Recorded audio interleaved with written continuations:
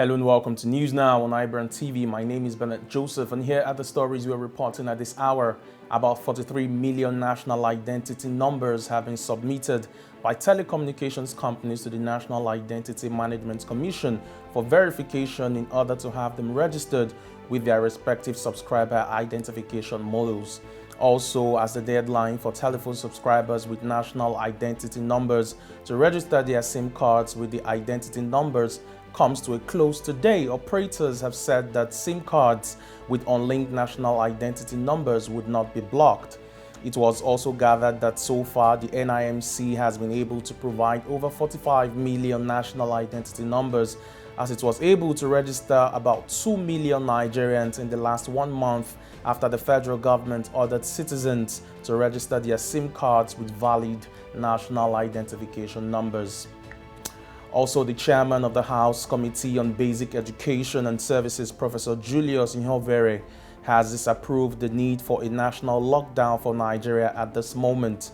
Professor Julius, who was a guest on Channels Television, Sunday Politics, and closely monitored by iBrandTV, stated that the government must ensure that Nigerians begin to take the fight against COVID-19 more seriously.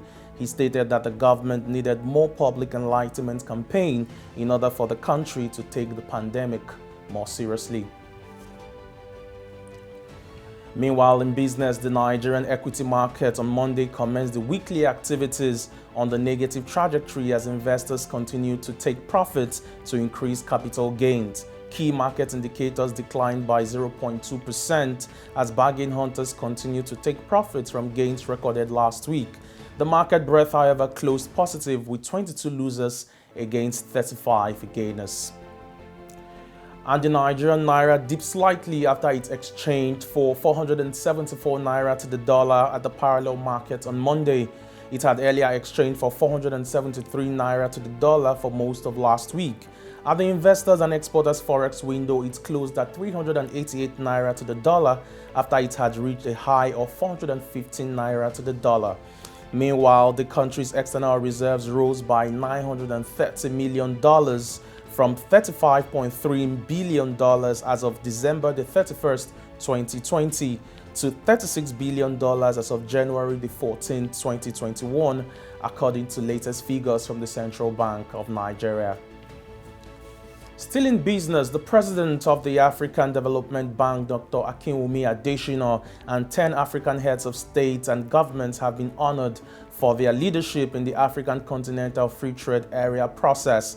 The African Continental Free Trade Area is the largest free trade area in the world, which began trading on the 1st of January 2021 and is expected to speed up the recovery of the continent and enhance its resilience by increasing the level of intra-African trade in goods and in services. And on the foreign scene, the Chinese GDP grew at the slowest pace in more than 4 decades in 2020, according to official data, but still expected to be the only major economy still afloat after a strong rebound from the coronavirus pandemic. The pandemic, which has ravaged the world's economy, first emerged in central China in late 2019. But the world's second largest economy also became the first to bounce back after imposing strict lockdown measures over the coronavirus. In the last 3 months of 2020, China's economic rebound continued with a better than expected 6.5% growth on year to sustain improvement since the second quarter.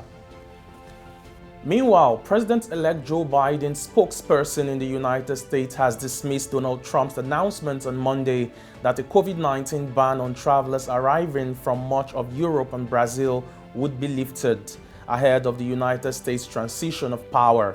The spokeswoman said, quote, "On the advice of our medical team, the administration does not intend to lift these restrictions. In fact, we plan to strengthen public health measures around international travel in order to further mitigate the spread of the COVID-19.